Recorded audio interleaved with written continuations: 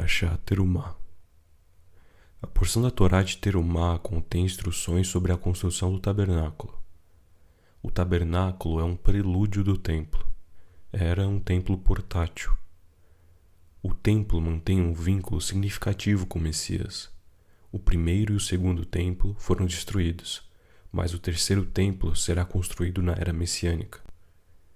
A Bíblia se refere ao templo como a casa de Deus na terra. A Torá dedica mais tinta à descrição do santuário, do sacerdócio, dos serviços sacrificiais e dos ritos levíticos do que a qualquer outro assunto. Deus ordena em Levítico 26:2: Tu reverenciarás o meu santuário. Eu sou o Senhor. Deus vinculou o destino de Israel ao templo. Na história, sempre que o templo caía, o povo de Israel ia para o exílio. Quando Deus redime o seu povo e o traz de volta do exílio, o templo é reconstruído. A escatologia judaica aguarda com expectativa a reconstrução do templo. As orações diárias no Sidur imploram que Deus restaure sua casa em Sião.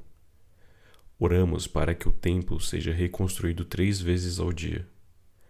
Maimônides afirma que a reconstrução do templo é uma das principais formas de identificar se o Messias está entre nós. À luz da importância e do peso que o judaísmo atribui ao templo, por que o cristianismo despreza?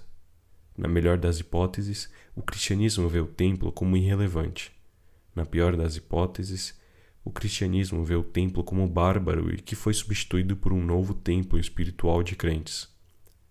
A Brit Hadashah, no Novo Testamento, fala dos crentes em Yeshua como um templo do Ruach HaKodesh. Yeshua disse que desejava seguidores que adorassem a Deus em espírito e verdade.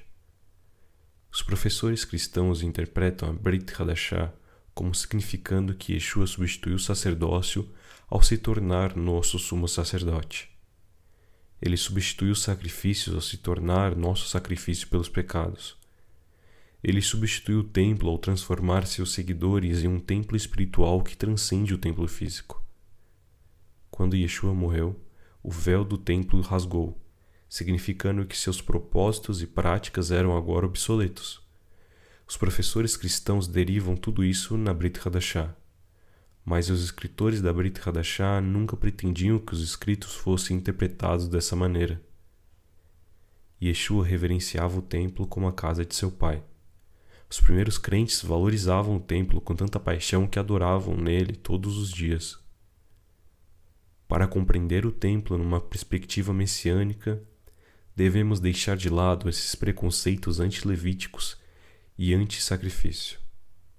A partir de uma perspectiva judaica messiânica, o templo só pode ser visto como uma cópia ou sombra do local eterno de habitação de Deus no céu. Como mencionado anteriormente, o exílio do povo judeu está ligado à destruição do templo. Os místicos ensinam que há uma ligação direta entre os dois. Por isso, faz sentido que, para que a redenção ocorra, tanto o povo de Israel quanto o templo precisam ser restaurados ao seu devido lugar. Várias profecias relacionam a reconstrução do templo à era messiânica. Ezequiel 40 até 46 descreve como será o templo na era messiânica e quais cerimônias e serviços acontecerão nele. Em Ezequiel 37:28 está escrito: E as nações saberão que eu sou o Senhor, o que santifica Israel, quando o meu santuário estiver no meio deles para sempre. No entanto, em Hebreus 8:5 diz que o templo é uma cópia e sombra das coisas celestiais, e em Hebreus 8:2 afirma que o Messias é um ministro no santuário e no verdadeiro tabernáculo que o Senhor fundou, e não o homem. Se essas coisas são verdades, por que precisamos de outro tabernáculo? Qual será o propósito dele se for apenas uma sombra? Ele servirá ao mesmo propósito que teve no passado, como está escrito em Êxodo 25:8, para que eu possa habitar no meio deles. O templo será construído para que Deus possa viver conosco. Em Ezequiel 43:7 diz: Este é o lugar do meu trono e o lugar das solas dos meus pés, onde habitarei no meio dos filhos de Israel para sempre. Existem 3 crenças principais sobre a construção do terceiro templo. A primeira crença é defendida por Maimônides, e é que o templo será construído pelo Messias, como diz o Midrash. O rei Messias virá e reconstruirá o santuário. A segunda crença é defendida por Rashi, e é que o templo será construído por Deus, e é o mencionado em Hebreus 9:11, um tabernáculo maior e mais perfeito, não feito por mãos, isto é, não desta construção. Em Êxodo 15:17, o lugar, ó Senhor, que tu fizestes para te habitar o santuário, ó Senhor, que as tuas mãos estabeleceram. Finalmente, a terceira crença é defendida por Ramban, e é que o templo será reconstruído por Israel sob o comando do Messias. Todas essas 3 crenças podem ser conciliadas com os escritos dos Talmidim, dos apóstolos. Diz em João 19, eu o levantarei. Yeshua disse isso para se referir à sua ressurreição. Mas também pode ser interpretado literalmente. O Messias virá e levantará o templo novamente.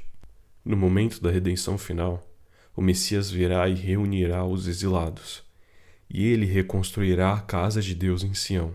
Então, no final do reino de 1000 anos, Deus renovará todas as coisas, e o templo físico e toda a cidade de Jerusalém serão substituídos por uma nova Jerusalém que descerá do céu, como está escrito em Apocalipse 21, versículos 1 ao 4. E eu vi um novo céu e uma nova terra, pois o primeiro céu e a primeira terra passaram, e o mar já não existe. E eu, João, vi a santa cidade, a nova Jerusalém descendo do céu da parte de Deus, preparada como uma noiva adornada para o seu marido. E eu ouvi uma grande voz do céu que dizia: Eis que o tabernáculo de Deus está com os homens, pois ele habitará com eles, e eles serão o seu povo, e Deus mesmo estará com eles, e será o seu Deus. E Deus enxugará de seus olhos toda lágrima, e não haverá mais morte, nem tristeza, nem choro, nem dor, porque as primeiras coisas passaram. Deus instruiu Moshe a construir a Arca da Aliança como seu trono. O Santo dos Santos, onde a arca foi colocada, tornou-se o salão do trono de Deus na terra. Em Isaías 37:16 descreve Deus como o Senhor dos exércitos, Deus de Israel que está entronizado sobre os querubins. Yeshua, aquele sobre quem repousa o Espírito de Deus, pode ser comparado ao trono de Deus na terra, feito de carne e sangue.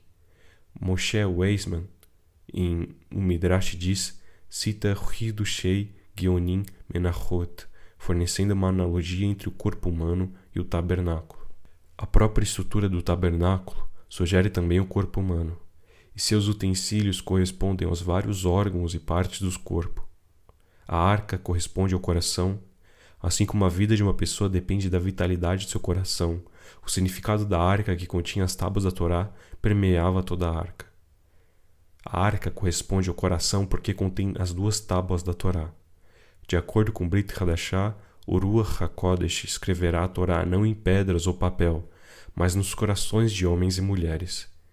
Terumá tem instruções para a construção do tabernáculo, um prelúdio para o templo, que é um prelúdio para o terceiro templo e a era messiânica.